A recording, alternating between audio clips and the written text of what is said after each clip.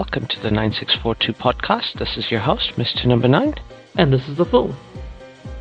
This is where me and The Fool give our Unqualified and unrequested. ramblings on the various issues in the world of sport. Or something like that.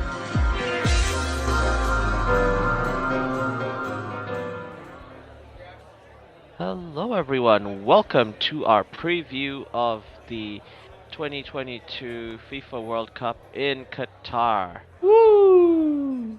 We're back to a World Cup. Yeah. Yeah, our other bread and butter, World Cups. Football and World Cups. This is our OG bread and butter, right? Yeah. This is where we started.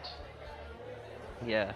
So yeah, this tournament is about. This is Sunday night as time of record, so the tournament is due to begin in hours from now. Hours now. For 8 hours? 8 hours time? Yeah, so unlikely to be ready before then, but we'll see how it goes. It'll be out sometime in the next few days. Yeah. Probably Tuesday or Wednesday. We'll see how right or wrong we were, and you can make fun of us after hearing it. Yeah. As age-old usual.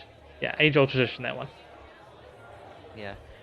So, obviously, this World Cup has got its fair share of controversies, Mm-hmm. and there's been a few controversies leading up to it. Now, a certain Portuguese player had a very controversial interview just before the World Cup, a few weeks in fact. Portuguese player who plays for Manchester United.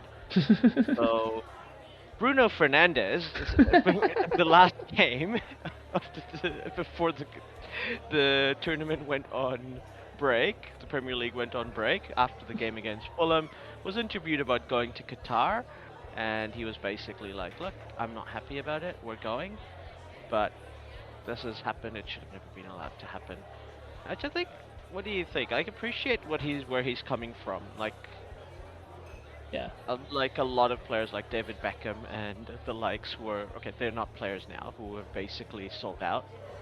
A lot of players aren't willing to say anything because they don't want to be controversial, and like Bruno's not like a nobody player, like he's pretty high profile and pretty big star. He plays for Manchester United. He's obviously not. I think he gets a reasonably decent bit by, whilst he is a high profile player, plays for a good club, he's with a decent team, he's not the highest profile player for his national team or club, right? He's living in Ronaldo's shadow. So it gives him a little bit more freedom there to say this sort of stuff, because maybe he can just a little bit because he's not Ronaldo. So it sort of means that he gets a little bit more of a potentially a free pass. He doesn't have a brand like Ronaldo, who just can't be controversial. Like, in a certain way, like he can't be politically controversial. Ronaldo, that is. So Ronaldo does his best to fly along that line. I mean, whereas the whole water thing. So I think it's strongly implied that he understands why players aren't saying anything, but he is. Yeah. But it's also like there's an implication that he's like, it's not the players. The players don't decide where the tournament's played. It's not their job to bring things to attention. Like, they've done a decent amount. A lot of players, like, trying to bring focus to like things like the working conditions of people who go to stadiums, and like finding compensation for them. But at the end of the day, that is not their job.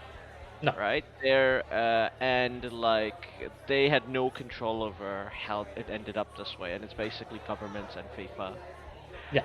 So it's good that the players actually gone out and go, look, we're not happy. Like, this is so especially a high profile player, I think.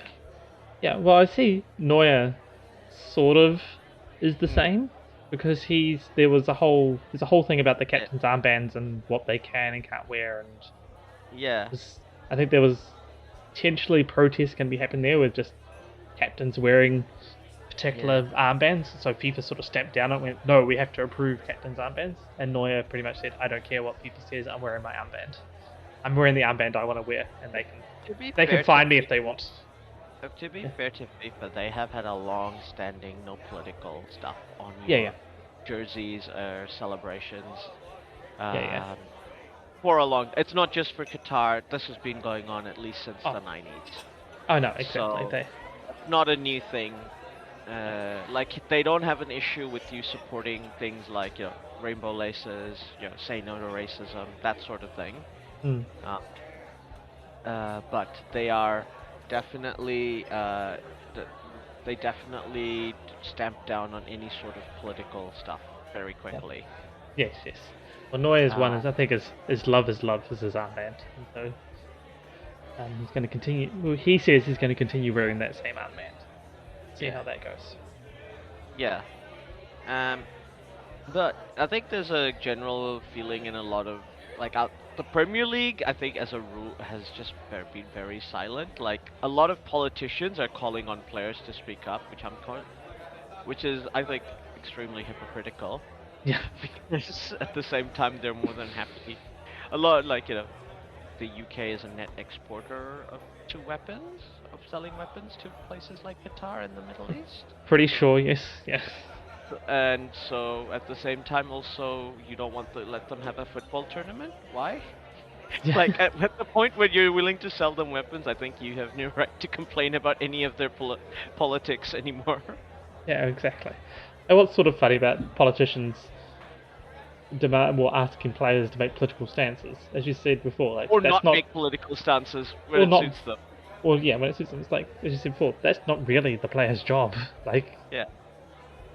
the Like players are there to play football, and they will have opinions because they're people and have brains and are smart.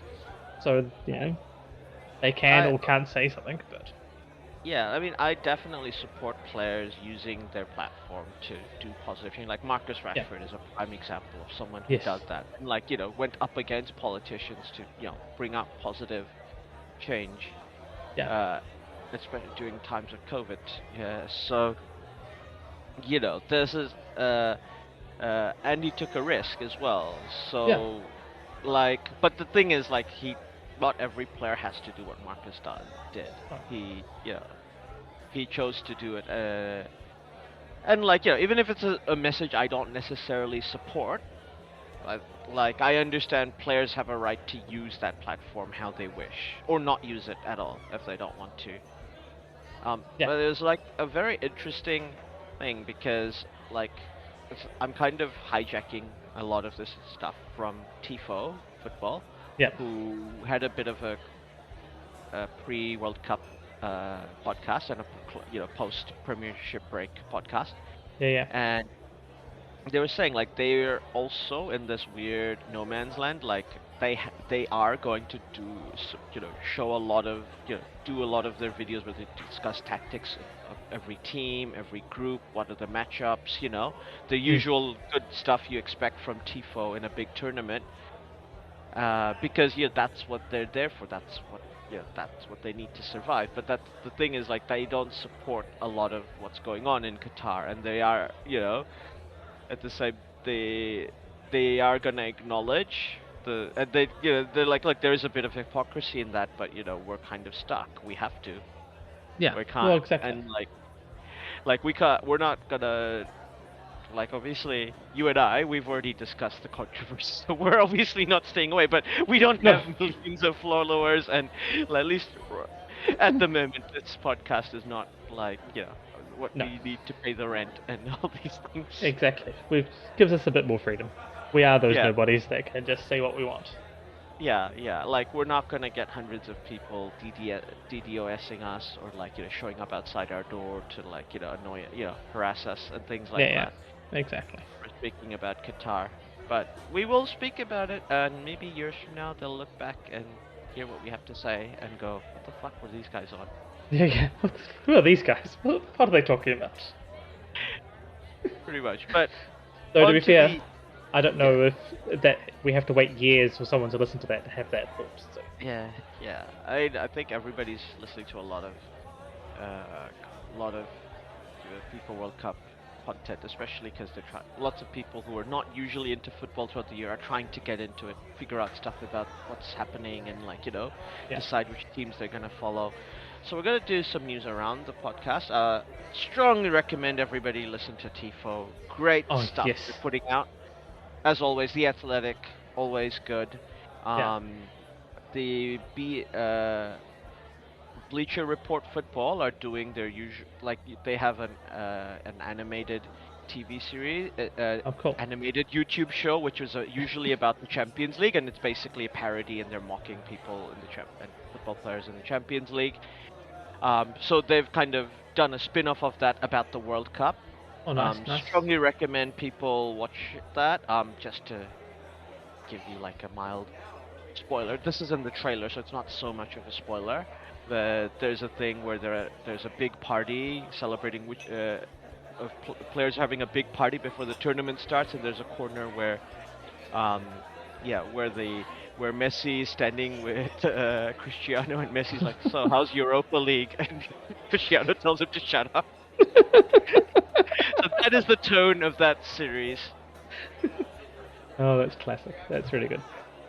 And there's like another a YouTuber who does animated shorts called 44toons. Very cool. cool. And he does it, and one of the good things about him is he does it like literally hours after matches happen, so it's very Ooh. up to date and like, you know, in the news. So Yeah, that's really definitely good. watch him. He's gonna have some banter to share with us, so that's yeah. Anything you would like to plug, people you're watching and listening to about Um, the I no, mostly I just been Athletic and Tifo has been my main Mhm. ones, plus whatever other random YouTube um people popped up on my um recommended. Yeah, But yeah, yeah, nothing else.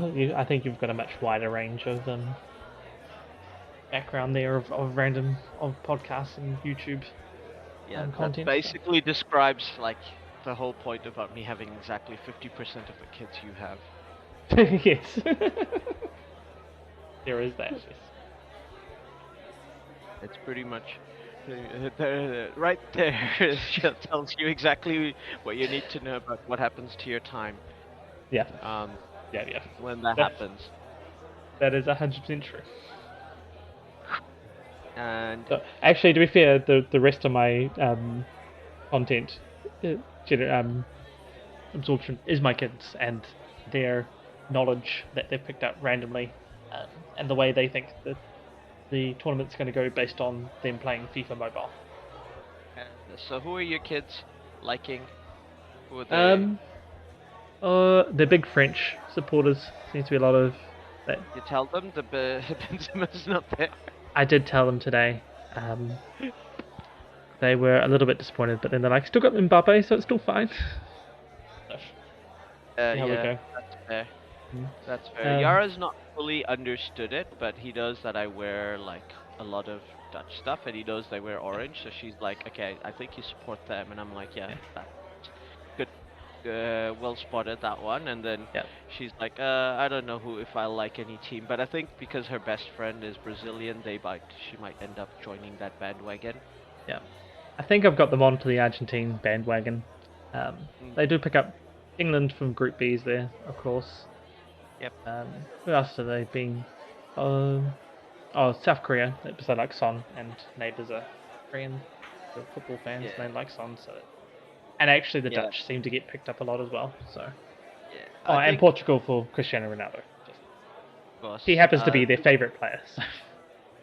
Yeah, of course, there's a little bit of. I think I'm gonna be following the Japanese a little bit. They're in a tough group this World Cup, but Yeah, nice kid, and yeah. obviously family out in Japan who are big supporters of Japan.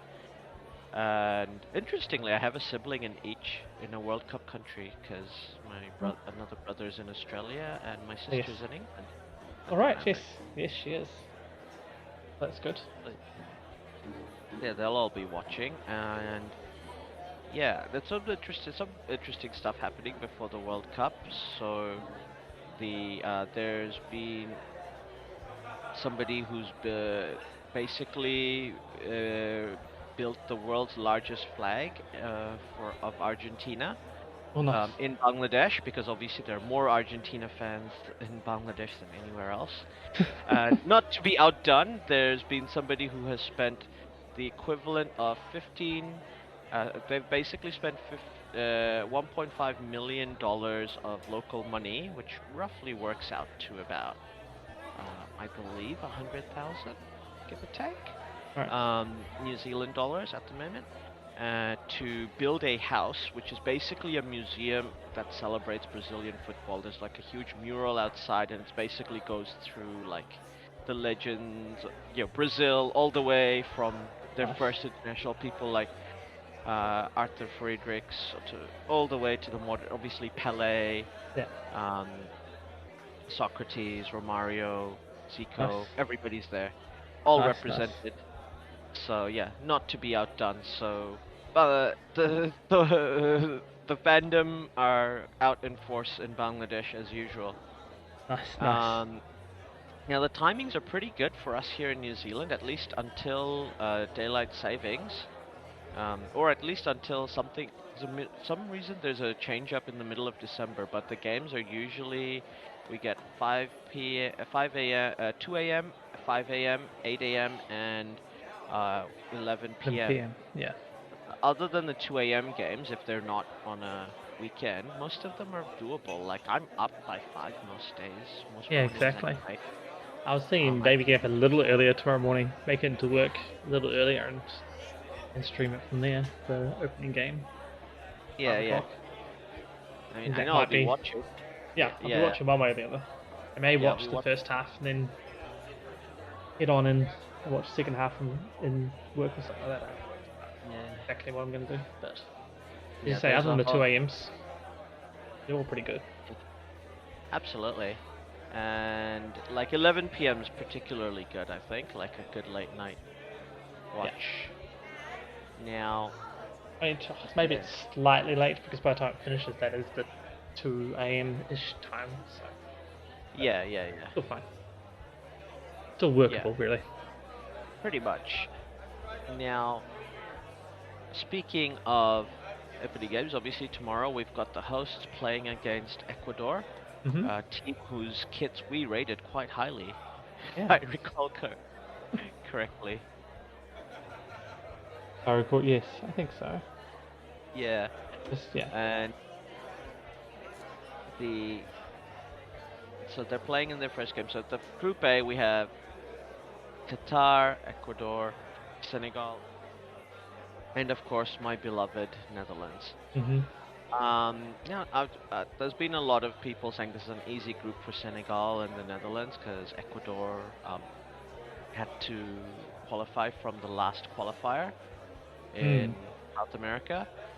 Senegal are AFCON champions, obviously, very Yeah. very good teams. Already one of the pre-tournament favorites. Lots of people putting money on Senegal being the African team to go the furthest in a World Cup ever, All right. Yes. potentially. Oh, yes. Uh, Definitely. Definitely a possibility there. a lot will obviously depend on uh, how injured or how well Sadio Mane is. Then we've got the Netherlands, who were led by Louis van Gaal. Once again, he's like an old pro at this tournament. He got the Dutch to a final and a semi-final. Yeah. Um, he so he knows what to do to get the best out of these players. If the Dutch can make it out of their group, definitely are a team that can go quite on a quite a deep run. I'm gonna say something controversial here. I think Qatar are gonna come out of this group. Oh, really? Now they are Asia champions. Now Oh, yeah. at first that was all I thought people had to support that, and most people online are talking about that. But Tifo did a bit more of a deep dive into Qatar. Mm-hmm. So where the Asian Championships were being held in the UAE, at that point, the UAE was actively hostile to Qatar. They had a blockade against Qatar, and there was effectively a big Cold War between the three Gulf states, Bahrain, Saudi Arabia, and the UAE against Qatar. All right. And like it was literally against the law in the UAE to express sympathy for Qatar. Oh, wow. Like that would get you jail time. So none of their fans could go to the stadium. Nobody could support them, and they Yeah. were up against an actively hostile crowd. And they in the semifinals they were up against the hosts, the UAE, big crowd, everybody supporting them, and they thrashed them 4-0. Right. This like after they scored their second goal, apparently people in the stadium started throwing their shoes at the players who were like, "Yeah, your tears feed us. We love this." Oh man. So the Qatari team have gone through the gauntlet and they've come out the other side and triumphed already. Yeah. So I would not be surprised if they were able to do this thing. Like Qatar has invested like since 2006 on their Aspire Academy and their Football Dreams Academy, both Yeah. of which got a lot of criticism for being like a white elephant, but it has actually created players. Like I believe 5 of the players came through Football Dreams. So what Football Dreams is, the Qatari, according to the Qatari FA, this is going to goes around the world looking for talented players to come and play in the academy in Right. Aspire. So they're from the overseas. Now a lot of people were criticizing them as being, look, you are just figuring out another way to get more foreign players into your league. Yes. But the Qataris pretty much said, look, nobody's forced to represent Qatar. If they go through the Football Dreams Academy, they can go play in for other countries. And there are 3 other players from this program playing for other countries in the World Cup. So Right. Right. that's borne out to be true. Like the evidence is there. But there are Yeah. 5 players. And all of these players are either children of people who've immigrated to Qatar, or they've lived in Qatar since they were 5. So Yeah. that's not unreasonable. They're not No. No.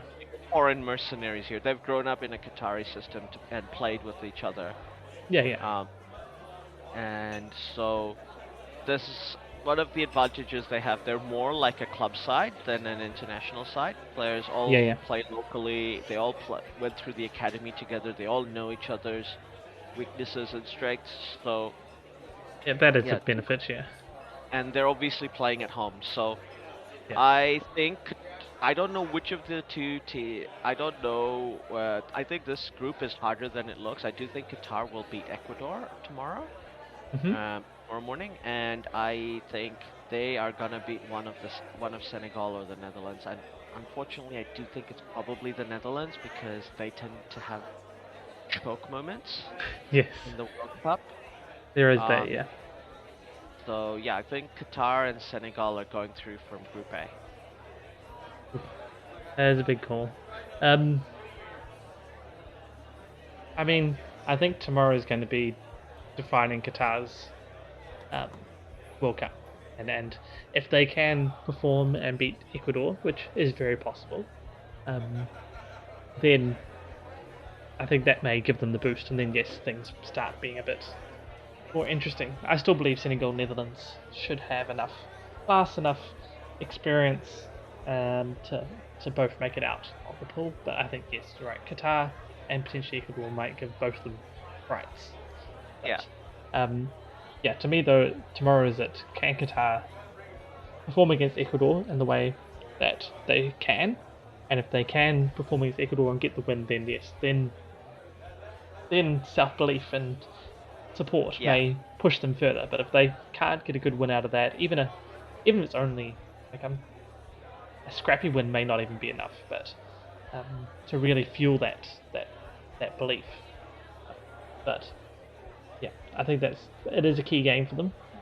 But I still believe that both Qatar and Ecuador won't make it out. The Netherlands-Senegal game at 5 a.m. on Tuesday, New Zealand time, will be the game that determines the 1 and 2. Whoever Yeah. wins that game is coming first, and whoever loses it's probably coming second. Yeah, absolutely. But Like, this could easily become a group where draws are really common, so getting a win might be crucial. yeah, I mean that is also possible as well. Like it could be another New Zealand 2010, right, where Qatar maybe goes through undefeated, but gets dropped out. 3 draws, and that's that. Yeah, We'll have to see. absolutely. Next up, Group B, we have one of the pre-tournament favorites, England, Yeah. Iran, the United States, and Wales. What do you think about this group? I think this is a pretty interesting group. Once again, it's another one where there's potential banana peels. I think England should be strong enough to go through, but England is England, and they've gone into previous World Cups looking strong and then faltered badly and not been able to pull performances together. And Yeah. this is a tough pull for them. Like, this is a pull that definitely they can falter in. Um, like the first game against Iran may not be easy. They should have the running of it, but that doesn't mean they're going to win.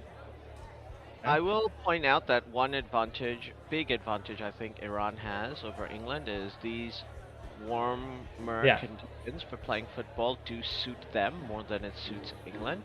Yes. Like, this is a World Cup where I'm speaking philosophically, like, if you think about philosophy, there's a material approach and an ideal approach. So an Yeah. ideal approach is you have ideas in your head and you try to implement those ideas in the real world.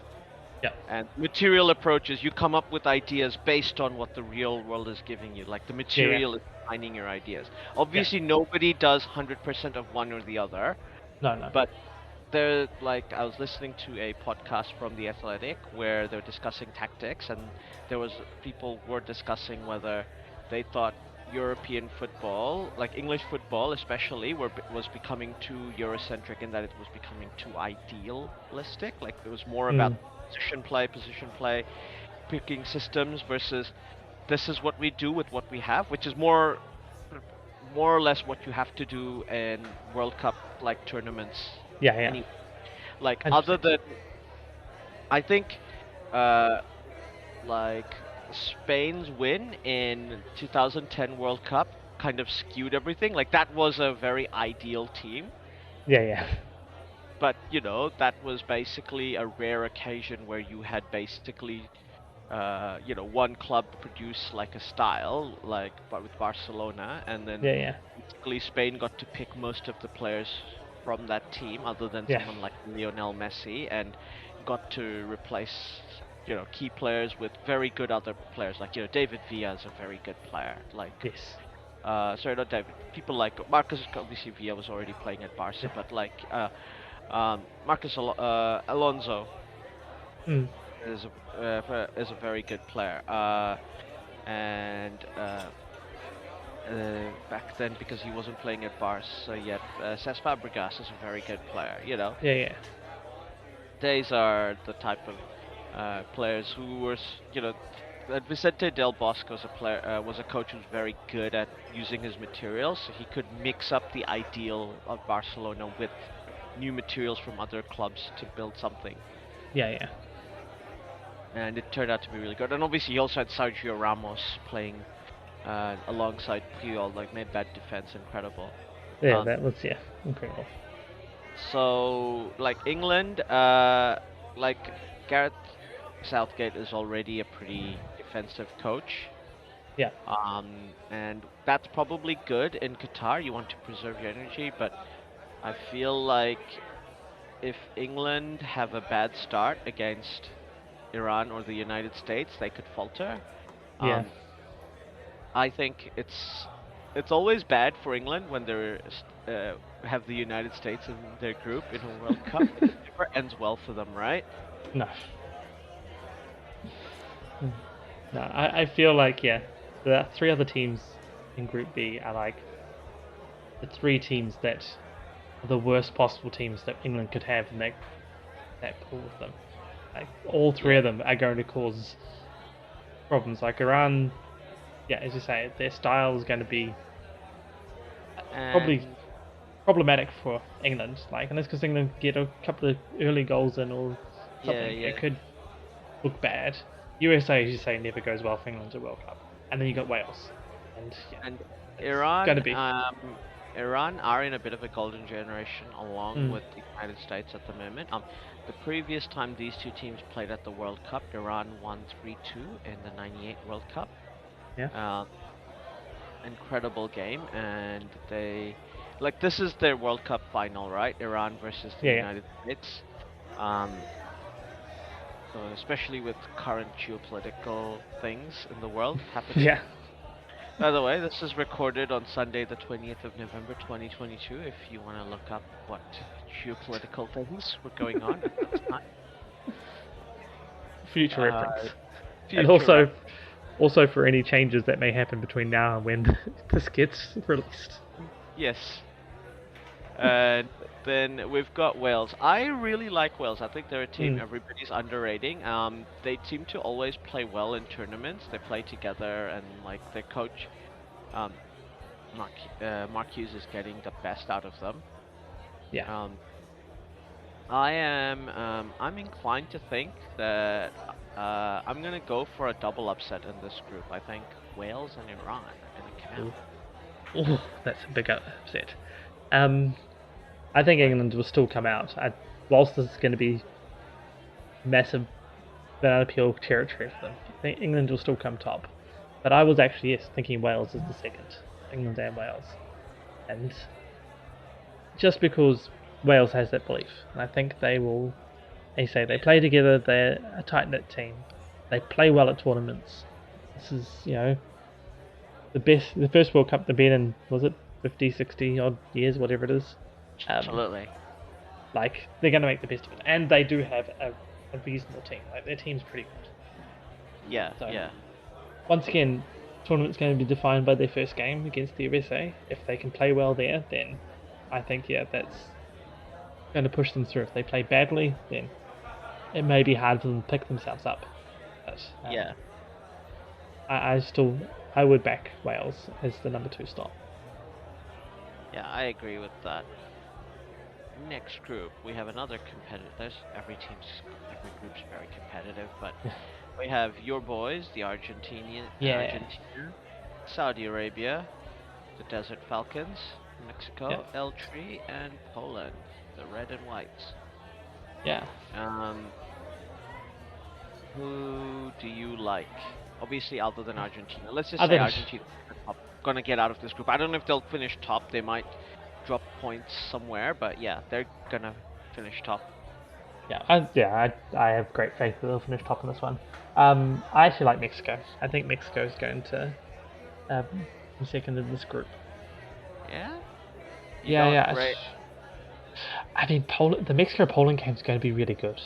It is going to be really good. I think the Mexico-Argentina game is also going to be really good. Oh, yes.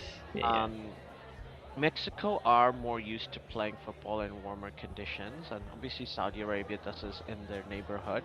Yeah. But I think, I do think Saudi Arabia is going to put up a good show. I'm not expecting them to lose 4-0, 5-0. No. They might get a draw against one of the teams. They might even win a game, but I don't think they're going to get out. I think this is going to be it's going to be a tricky group. You might even have something like in the last World Cup where you had like fair play decided, just because each team might beat another team. Each team might have one win, one draw, sort of thing. Same draw. But I think I'm gonna go Argentina, Poland for this one. I think just Lewandowski's just too good. Yeah, I mean, Poland does have Lewandowski, so that's gonna make it interesting. But I actually think Saudi Arabia is going to be sort of the deciding factor, and as I said, there's going to potentially be a draw there, and I sort of see, in my mind, Poland looked the worst matchup there. Like the '82 All Whites when they only lost to Brazil 4-0, and it turned out because of that goal difference that they wouldn't get ahead in the second. They got into the same group as Italy. Second round, and famously lost to Paolo Rossi. That game in Sevilla. So, you can never tell, obviously. Exactly. But that to me is insane. And I pick Mexico because I see, Poland not matching up with Saudi Arabia as well as Mexico. So I sort of feel the Poland-Saudi Arabia game is the one that's going to have the upset result, which will mean that Poland misses out. So I think Mexico will beat Saudi Arabia, probably lose to Argentina, maybe draw. I think Argentina will do enough to beat Poland and Saudi Arabia, so... Yeah, I guess me and Nick will find out when we watch that game. We will. Now, moving on from that group, we go to group. Um, sorry, Yeah. we go to Group Group D with Yeah. France, Australia, Denmark, and Tunisia. Yeah. What do you say? So, Let me up. remind you of the 2002 World Cup. Yes, I'm quite aware. Um, as I say, up to this morning, I would have thought France easy. Um, but now Benzema's out, and he's out for the tournament. That puts a big dent in France, and France is already carrying a lot of injuries as well. So it does make me a bit worried for them, and does put me in the mind of, 2002. Um, Yes. don't And Pogba's know. not in the tournament. A Pogba's lot not of there. players. Kante's Kante's. I think Kante not. and Pogba are still in the squad though, right? They're carrying the injuries through. Yes. Yeah, they're hopeful that they'll be able to play at some point, um, but Benzema ruled himself out, or got ruled out because he'd be out for at Yeah. least a month. So, um, yeah, no, that's France. Yeah, it'll be they're walking wounded whether they can all get Yeah. back when they can get back. There are some great players to replace them, like Yeah, Eduardo Camavinga, Matteo Guendouzi, Ariel Tuchumi. They're good replacements, uh, and they've got a good defense, very good defense, I yeah, think. Um, but also they might be starting Adrian Rabiot in the midfield because it's France. And yeah. sometimes there's some weird weaknesses here and there. I I don't think their forward line has too much to worry about. Olivier Giroud, Kylian Mbappe are still there. They've got Kingsley Coman this time as well, so Yeah, definitely. But I do think you miss a player like Pogba with the way he plays for France, right? yeah, yeah. He's that he's that engine guy, and then obviously you've got players like um, obviously Kante as well. So I just looked up their squad. Pogba and Kante are not in the wider squad. Oh, they're not They're okay. not They're the out. Yeah, tournament. Um, so yeah, I mean, Kante is Kante, man. yeah. It's so difficult to replace a player like him, It's as you super know. difficult. Yes, yes. As I know, it is super difficult. So yeah, you lose him and you sort of lost two players out of your midfield. Yeah. But yeah, and yeah. So given France's injuries, does pull this back into quite a difficult one. Still believe France has got enough quality there to make it out, but it's going to be a lot tighter. And that Group D is a pretty tough group. Denmark's a pretty good Yeah. team. Tunisia is very good. I I Australia's Australia. yeah, I think I'm gonna once again pull out all stops. I think Denmark's gonna beat France at a World Cup again. Hmm. There's gonna be infighting. There's already infighting because of Mbappe Because in it's the side, France. from what we hear, and because it's France. Yeah. I think they're gonna just lose their first two games. I think Denmark and um, Yeah, Australia Tunisia first. are gonna be. Sorry, they've got Australia first. Yeah, I think Yeah. they might actually lose all three games. I think, I just was. like they did in 2002. Yeah. I am picking Denmark, obviously. I Mm. think they've got a very good side. Everyone is in tip-top shape, and I think Tunisia will be the second team to go out with them. I. Yeah. I'm almost willing to agree with you. I think France might just have just enough quality left as a team just to sneak through it. I know there's infighting. There always is. It's France. It doesn't quite feel to me like 2002. So like the French squad. So I'm sort of thinking they'll still scrape through, but it's going to be close. And I'm not sure whether I think they make him second. Probably means Denmark. I have to put Denmark first, but it's going to be a close thing between Denmark, Tunisia, and France. I think Australia is going to do well, but I don't see them winning any of those games or even really drawing them. Um, Despite the quality that Australia has and the ability for them to fight through and get out of group stages at World Cups. I think I'm going to go France, Denmark, or Denmark, France. Yeah. Now, next group, Group E is the toughest group, I think, in this tournament. We've got Yes. Spain, Costa Rica, Germany, and Japan. The only group with 2 former World Cup winners Mm. in them. Yeah. How do you see this one This is going out? this is actually the one I have the hardest on. I, this would have been the New Zealand group too, and when I saw which one the winner out of Costa Rica and New Zealand were going to, I was like, well, this is a fun game. The winner gets to go get smashed by Germany, Spain, and Japan. Yes, So yeah, exactly. like or Costa Rica, just come here just to get absolutely dunked on, and it will possibly come down to the goal difference, which will mean that Yeah. they say like, Keylor Navas is still a class goalkeeper. oh yeah, and so that's going to be, I think that's going to be the difference. It's going to be the goal difference, and it's going to be, which will mean Costa Rica will play that role of who can score, basically who can score the most goals against them. Which, as you say, they got Neves there. It's not an easy thing to do, Yeah. as New Zealand found. So Yeah, yeah. but yeah, I'm not sure. I find it hard to pick. I think Germany goes through. Um, Germany is Germany. Like, it's a World Cup. It's Germany. I don't see them not going. I think But there are some issues for Germany. I there don't are. know how their forward line's gonna work. Spain, Mm, I know what's coming out, and I like it. yeah. You know, there's nothing. Spain is playing Enrique ball, and they've got the right squad to play Enrique ball. Like Yeah. this Yeah. team, their goalkeeper's gonna, be the classic sweeper keeper who plays out from the back.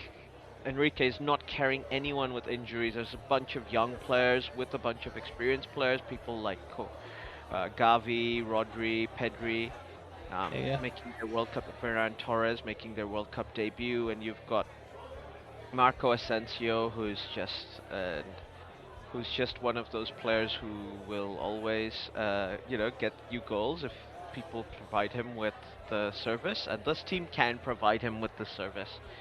The fullbacks are incredible, and Sergio Busquets is the only guy who's from the team that won the 2010 World Cup who's still there. Um, and he's still incredible in my opinion. Like, he's Yeah. Yeah. gonna man that midfield and basically control everything. Even Aspie's still in this team. Like, that's how. I know. Yeah. That's the thing of like experience, but also your young guys like Gavi and Pedri in this team. Yeah. Yeah. Yeah. That's just, yeah. I don't see any weaknesses. Spain for me will. I think it'll come a lot down to the tactics when they play against Germany on that game on Monday the 28th, 8 a.m. Mm, But it's gonna be a blockbuster. Both teams may have already qualified by then, maybe, but possibly. Yeah. but I think that's gonna be a blockbuster game. But I think Enrique is gonna outdo um, Hansi Flick. He's had the Spain team for longer. He's managed to play, kind of put it through in his vision and his style. I think Spain are gonna top this group, and you never bet against the Germans, so they're gonna be second. Yeah. Yeah. So I was finding it hard not to put Germany through, and I really like Japan. I really want them to go further. Um, but everything you said about Spain is true. It Yes. makes it hard to bet against Spain as well. Like, makes this pool super hard. But yeah, I think I'll stick with you and say Germany, Spain. Though I Yeah. sort of want to go Spain, Japan, on the grounds that Germany get knocked out by another If Asian Germany, house. if Germany, basically, Germany could get uh, is a team that can be gotten, and I think Japan has the skill to beat Germany, and even Yeah. Costa Rica have the skill to beat Germany. So we're gonna see. And Germany still haven't sorted out that forward line, so we'll see how that works out for them. Yeah. Yeah. I I sort mean, of you you watch more Kai Havertz than anyone I know. Is he a forward? Is he a goal scorer? He's meant to be. No, yeah, I don't know. I did find that interesting that he's playing up front. Yeah. I mean, he is a little bit that way, but no, he's more of a attacking midfielder slash winger. Yeah. Creates chances, he can score the chances, but yeah, having him up front is interesting to say the least. Yeah, yeah.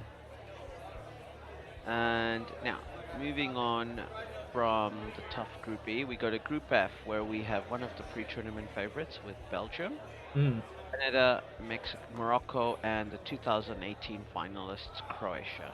Yeah. What do you think? I mean, once again, it's a bit of a hard group. Canada gets to be thrashed by everybody nicely.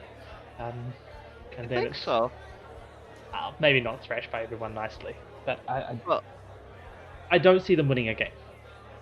well, this is their golden generation. Remember, they It topped is. North American qualifying. They did better than the USA and Mexico. Like, they thrashed both of them in Yes. qualifying.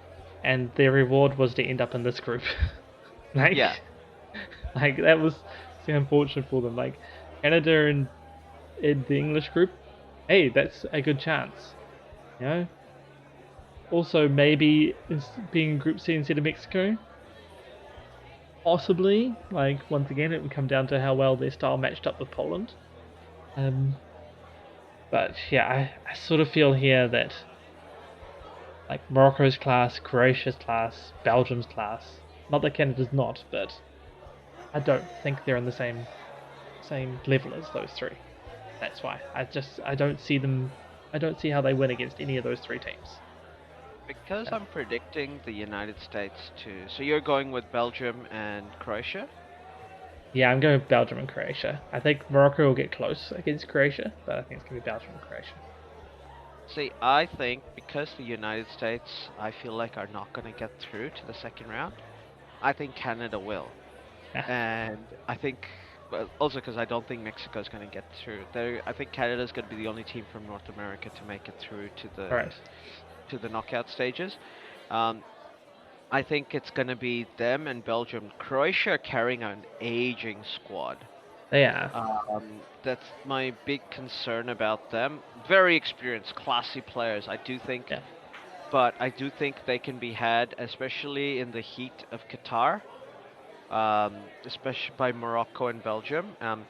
Canada, one of the things that might play to their advantage is apparently Alphonso Davies is not gonna is doubtful for that opening game against Belgium.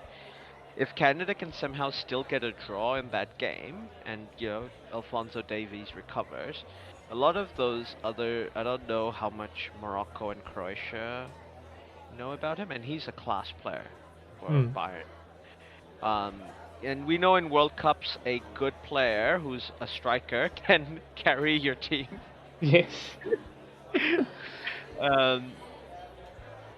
So I have a feeling about Croatia, but I think you're right. I think my head says Croatia, Belgium, but I think my heart's gonna say Belgium, Canada. Okay. I still think Belgium are too good. Like, they're just gonna get there. Like, that's just gonna happen. Next up, we have Brazil, Group G, which has Brazil, Serbia, Switzerland, and Cameroon. Yeah. Another tough group. Another tough group. I think Brazil wins this group. Oh yeah, I agree. Brazil will win this group. They are second place. Oof. They are playing their first game against Serbia. Yeah. I think Cameroon are quite lucky to be at the World Cup. They kind of lucked through their qualifying to get here. I don't think this group of Cameroonian players are good enough to beat Serbia or Switzerland. And definitely not good enough to beat Brazil. No. Obviously, anything can happen. You might have a Italia 90 situation where the Cameroonians were electric, but we've been chasing that dragon for how long? You and I. Cameroon do well at a World Cup. Every World Cup since. Yes. So it doesn't happen. So I don't think, unfortunately for Cameroon, that they will get through. I do think I do like Switzerland. I think they're got a great team, very good players, but I'm not betting against Mitro. He's like a shark running through a swarm of players, demoralizing defenses as he's running around, grabbing the ball and getting into spaces, and you just, you break up your defensive shape and everything because of a player like him. Like, this is literally, he's been carrying Fulham this Yeah. tournament, and he is on fire. Yeah. So to me, Serbia comes second. Yeah. They might even upset Brazil in their first game, but I think they will draw Switzerland and maybe Cameroon. And beat Cameroon. Yeah. My heart wants me just to chase that dragon one more year. Just one more time and go Cameroon. Like, I can't express how much I want to pick Cameroon as number 2 of this pool. Like, it's just so much. And it is, Italian 90. Yes. Every tournament they've been in since, just like, come on, you can do it again. You can do it again. But yeah, I think. Yeah, apparently Roger Miller was quite good. Yeah. Sure. But I think yes, my brain tells me the Brazil Serbia is the way out, and that first game on Friday morning, Brazil Serbia is the making of 1 and 2 out of this group. So I think I'm going to agree with you. So I really want to choose Cameroon. Right. Last but not least, by any stretch of the imagination, Portugal. Group 8, we have Portugal, Ghana, Uruguay, South Korea. Woo! There's some great matchups here. I think this may actually be the pool of death.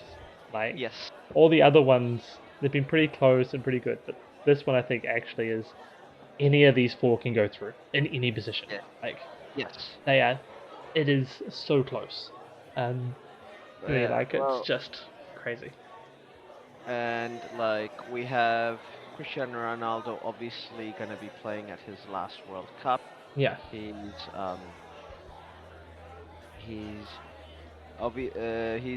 obviously gonna be pumped up for it, and he tends to not let Portugal down in these big tournaments.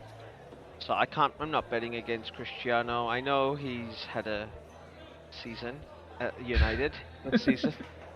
He has been at United, and it was a season. There's been a season. There's been games, but yeah, he's basically fresh and angry, and angry Cristiano is best Cristiano. It really is. Yeah, I agree. I don't want to bet against Portugal. I don't want to bet against Cristiano because of the mood he'll be in, because of what's happened, and the fact that it's his last World Cup. Like, I wouldn't be surprised that if he drags them all the way through to the final just because he's Cristiano. Yep. I really like South Korea, not just because of Son. Obviously, Son is incredible. They've just got a really good squad with great players. Well, they really do. I expect South Korea to be the best Asian team at the World Cup. Yeah.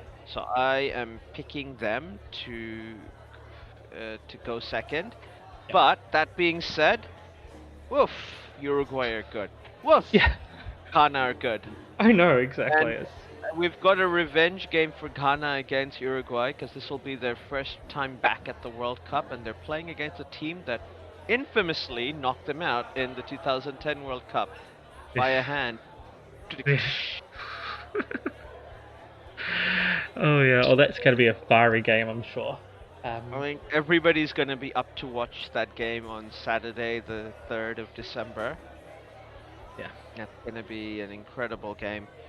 I do think that's going to potentially, and then there's going to be South Korea versus Portugal, just because of the way that works out. Maybe,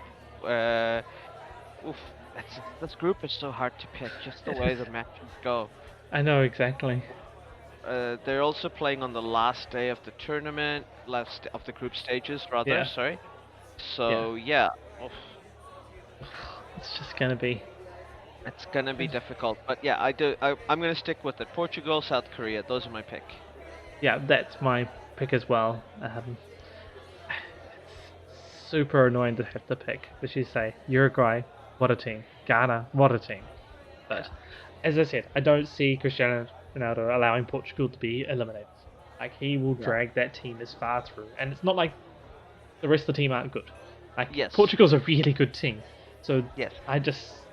I see them getting through. I see them getting through potentially even. I haven't looked to see what the matchups look like, but potentially to the semi-finals at least, maybe Yeah. further. Um, but yeah, and I don't want to say South Korea don't get out of the pool. Like they got Yeah. too good Yeah. a team for it. I know Ghana and Uruguay are good as well, but I feel South Korea is better than both of them, so I'm going with South Korea as well. Yeah, because Yeah. it's a Yeah. really good team. And once again, it's sort of unfortunate that Portugal, South Korea, one of them is going to be second, and they're going to face whoever whichever top seed they get to face, which is just in the next round that could be crazy as well. So We'll know more obviously as the tournament progresses about who's gonna play who in the brackets. But yeah, it's gonna be incredible. I think this is you're right. This was the toughest group to pick. yeah, So now, just before we close off, who are you looking to see to have a great tournament? Who do you think is gonna be player of the tournament? um, Top goal scorer, like someone, your highlight reels player. I think Only to one. me You can only only pick one. one. Yeah, I'm going to pick Messi. I was going to say it's going to be between Messi and Ronaldo because it's probably both of theirs last World Cup. Both of them, you know, almost need this crown to really top off being able to be called the best player They ever. have won international tournaments now. I know they have, They won but not the Copa World Cup. America, Yes, and Ronaldo won the European Cup and the Nations League. I know. They both have crowns, but it's not a World Cup. That is a different beast entirely. So, Yeah. because I prefer Argentina, I'm picking Messi to have the tournament of his life and to blaze the place apart. And be the player of the tournament. Yeah. That's a good pick. Now, I agree with everything you're saying in spirit. Like big tournament, need to set up legacies. Yeah. This is why I'm gonna pick Neymar to be the Ah, player of the tournament. I just think he missed out on home semi-final, which Brazil ended up losing 7-1 because of a mm, back injury. yeah. Got injured in the 2018 World Cup. He's basically gone, look, I'm not taking anything for granted. I might never play another World Cup. I'm going to play this like my last World Cup. I'm going to do it. And he's on fire for He PSG. is. Yes. And Brazil's team is probably the only international team that I think are as good as PSG. Yes, they are very good as well. So yes, I can completely get behind that as well. Like, where's the weakness, right? In this Yeah. team, like starting from goal, you've got all the okay. Maybe because they play Fred in the midfield, but he's there with Casemiro, so it's okay. It works. Like that forward line is gonna have Gabriel Jesus on the bench, Yeah. Yeah. probably, or That's Gabriel good. Martinelli. One of the two Gabriels from Arsenal are gonna be on the bench. You make a good point. Because you're not dropping Vinny Jr., obviously. You're not Yeah. going to drop Neymar, and Richarlison's their target man. He's starting if he's not injured. Yeah. If he is injured, you might have both Gabby Martini and Gabby Jesus play. Or Rafinha. Like, are you losing anything? Or Anthony? Are you losing anything? Or Rodrigo? Yeah. You know, yeah. Oh That's dear. just the forwards, and then obviously you've got Bruno Guimaraes, you've got Fabinho, you've got Fred, you've got Casemiro, Lucas Paqueta. Like, there's no bad players in this team. There isn't no. And like that back line has players like Danilo. Thiago Silva's still a gun at 38. Danny Alves is back in the tournament at 30, still at 39. Yeah. So he's going to be on the bench, I assume, or not, not playing full games because Eder Militao is in incredible form. Alexandro is in great form. Marquinhos is in great form. And there's also Alex Telles has had a season, I think. So there you go. But yeah, Alex Telles is a really good squad player. He can cover left back and center back. So and Bremer playing left back. There's no weaknesses. I can't see it. And Neymar has no excuse. Like, okay, to be fair, he doesn't make excuses, and like, he got injured. It's not a thing of him like playing badly in a key game. He's always stood up when he's had to play for Brazil, and then Yes, exactly. he's had bad luck with injuries. Yeah, if he wants to win a Ballon d'Or, this is his chance. Win a World Cup next year. He's up there and if PSG can win a Champions League, he's done half the job, right? Yeah, exactly. So yeah, no, I agree that's the. Yeah, he wins the World Cup, and PSG does well. He's pretty much. You may as well write his name on the trophy now for the Ballon d'Or. Yeah, but yeah, that's my pick. Mm-hmm. But yeah, I mean, think we're all picking very boring usual suspects people. Yeah. You're like, you're Ronaldo, probably Messi, and I'm like, Neymar. Exactly. My edgy hipster pick. Edgy hipster Neymar. And if Benzema was playing, I'd be like, Neymar or Benzema. Exactly. Yeah, look at us, real edgy hipster choices, really digging deep into this, Yeah, just yeah. Standard stuff. But closing words. What do you think of this tournament? How excited are we? Like, I can't help it. Despite everything wrong, like it was like that for 2018 World Cup for me and the 2014 World Cup. We talked on and on about controversies. Yeah. But just the moment this tournament starts, I'm just like, I'm into it. I'm so excited. Like it takes over my life. Same. Yeah. No, it's crazy. I'd say the quality of football should allow us to block out the shit that's going around it, and it should be a good football. I mean, there's still all the stuff that comes with this tournament, especially. You say 2018 had that as well. 2014, it's not like there is a theme been running over the last few World Cups, and that can be all traced back to a particular person. Yes. And it's clear what's happened. Yeah. But yeah, I mean, to me, there's two sides to this. There's the everything else side, and there's the football side, and I'm just really looking forward to getting into it.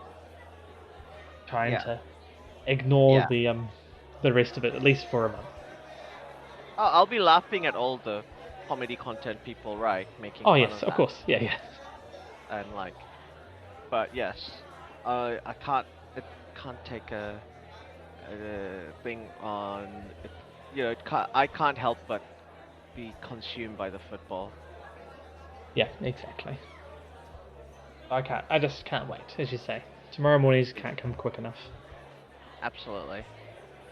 And on that note, I think that's all we have time for today. And thanks so much for listening. And hope to hearing from you all hearing from us next time. Catch you next time.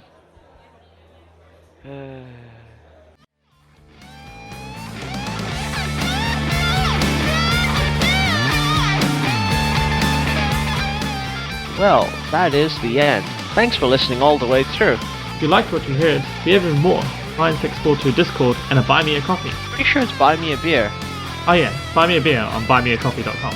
In both these places, you can talk to us, and we may even listen, especially if you do buy a said beer or coffee.